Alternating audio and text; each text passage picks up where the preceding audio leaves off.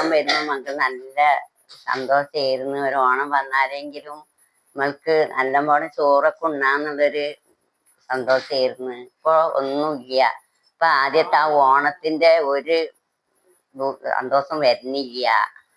ആദ്യം ഒരു പിടി ചോറുണ്ണാന് നമുക്ക് ഒരു ഓണം വന്നാല് ഓണത്തിന് നല്ല ചോറുണ്ണാന്നുള്ള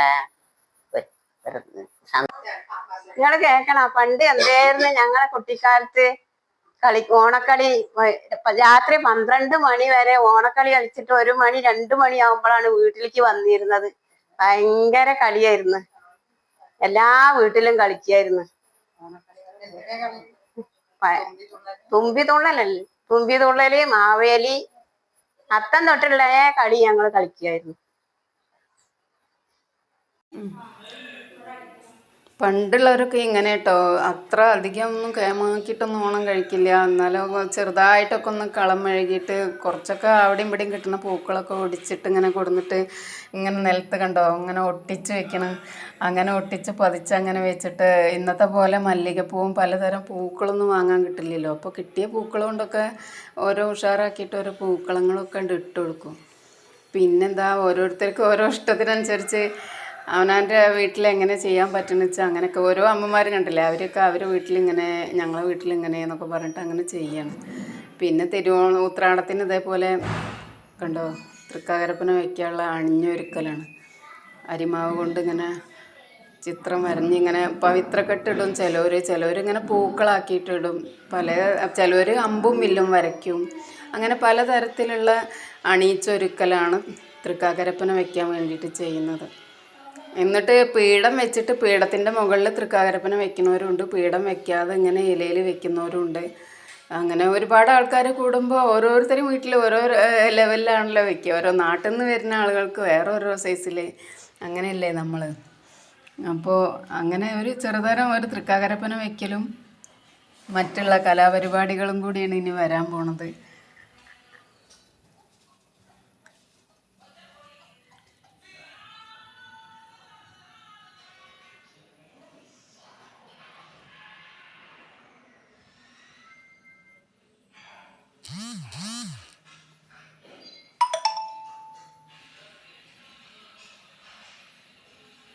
പിന്നെ തൃക്കാക്കരപ്പന വെച്ച് കഴിഞ്ഞാൽ പിന്നെ പഴവും തേങ്ങ പൊട്ടിച്ചിട്ടൊരു നേദ്യം വെക്കും കേട്ടോ. ശർക്കരയൊക്കെ വെച്ചിട്ട് ഗണപതിക്ക് നേദിക്കുക എന്ന് പറയും.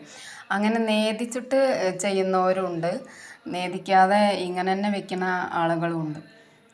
നേദിച്ച് ചന്ദനത്തിരിയൊക്കെ കത്തിച്ച് വെച്ച് ഒരു പൂജ അങ്ങോട്ട് നടത്തും. ഇതിപ്പോൾ പൂജയായിട്ടൊന്നും കഴിച്ചിട്ടില്ല. ഇതൊക്കെ ഒരു പഴയ കാലത്തിൻ്റെ ഒരു ഓർമ്മ. അങ്ങനെ ഞങ്ങളിങ്ങനെ ചെയ്തിരുന്നതെന്നൊക്കെ പറഞ്ഞപ്പോൾ അങ്ങനെ ഒന്ന് കാണിക്കാൻ വേണ്ടിയിട്ടുള്ളൊരു വീഡിയോ ആണ് കേട്ടോ.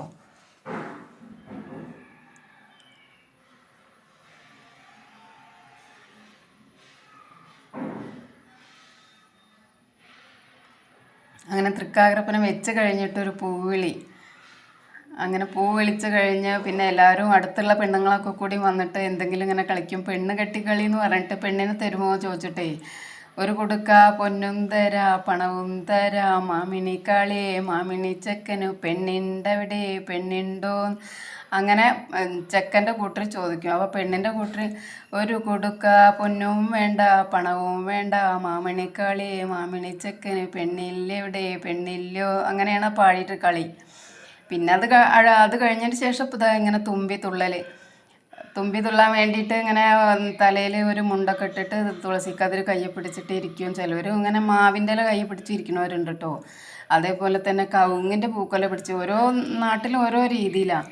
അങ്ങനെ ഇരുന്ന് മുടിയൊക്കെ പരത്തിയിട്ടിട്ട് തുള്ളാൻ വേണ്ടി ഇങ്ങനെ ഇരിക്കും. പാട്ടിങ്ങനെ പാടി ഇങ്ങനെ വരുമ്പോൾ ഒന്നാനാം കൊച്ചു തുമ്പി നീ കൂടെ പോരുക വേണം, കുളിക്കാൻ കൂളം തരുവാൻ കളിക്കാൻ കാളം തരുവാൻ വെച്ചുണ്ണാൻ ചുറ്റൂരുളി കോരി വിളമ്പാൻ പൂഞ്ചട്ടൂകം കൈതോർത്താൻ പുള്ളിപ്പട്ട് ഞാൻ വെച്ചൊരു കൊച്ചു മുല്ല പൂക്കാതെ പൂച്ചൊരിഞ്ഞു പൂക്കാളത്തിൽ വീണ പൂവെടുത്തങ്ങ് ആരാധിച്ച പന്തലിൽ അലങ്കാരിപ്പൂ ഗണപതിയെ. അങ്ങനെ ചൊല്ലിയിട്ട് ഈ തുമ്പിനെ ഇങ്ങനെ തുള്ളിക്കും.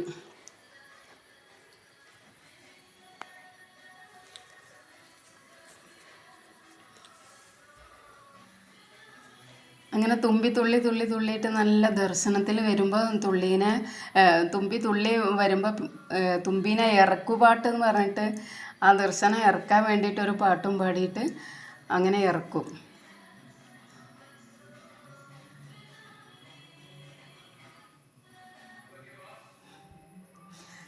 നല്ല ഉറഞ്ഞു വരുന്ന സമയത്ത് ഒരു പടിക്ക് ചെല്ലും തുമ്പി ഒന്ന് ചിലമ്പിട്ടാടും തുമ്പി തുമ്പിയുണ്ടാടുന്ന തോടയുണ്ടാടുന്ന തോടയ്ക്ക് അരമണി പെട്ടിയുണ്ടാടുന്ന പൂവതല പുള്ളി തുമ്പി അറിയാൻ തുമ്പി ഉറഞ്ഞു തൊഴി മറക്കൊള്ളുമ്പോൾ തുമ്പിക്കിരിക്കാം മണിപ്പലക. അങ്ങനെ ഓരോ പാട്ടുകളും 10 പ്രാവശ്യമാണ് പറയുക. അങ്ങനെ 10 പ്രാവശ്യമൊന്നും ചൊല്ലിയിട്ട് ഇതിൽ വീഡിയോ ചെയ്യാൻ പറ്റില്ലല്ലോ. അപ്പോൾ എല്ലാതും കുറേശ്ശെ ഇങ്ങനെ കാണിക്കുക കേട്ടോ. പണ്ടത്തെ ഒരു ഓർമ്മ.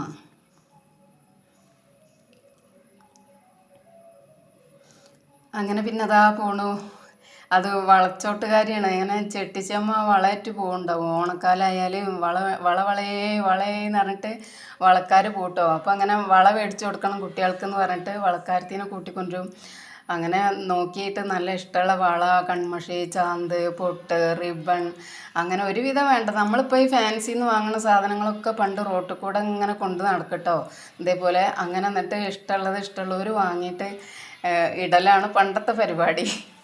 ഇപ്പോഴൊക്കെ നമ്മൾ ഇഷ്ടമുള്ള ഫാൻസിയിൽ പോയിട്ട് വേണ്ടത് വാങ്ങല്ലേ.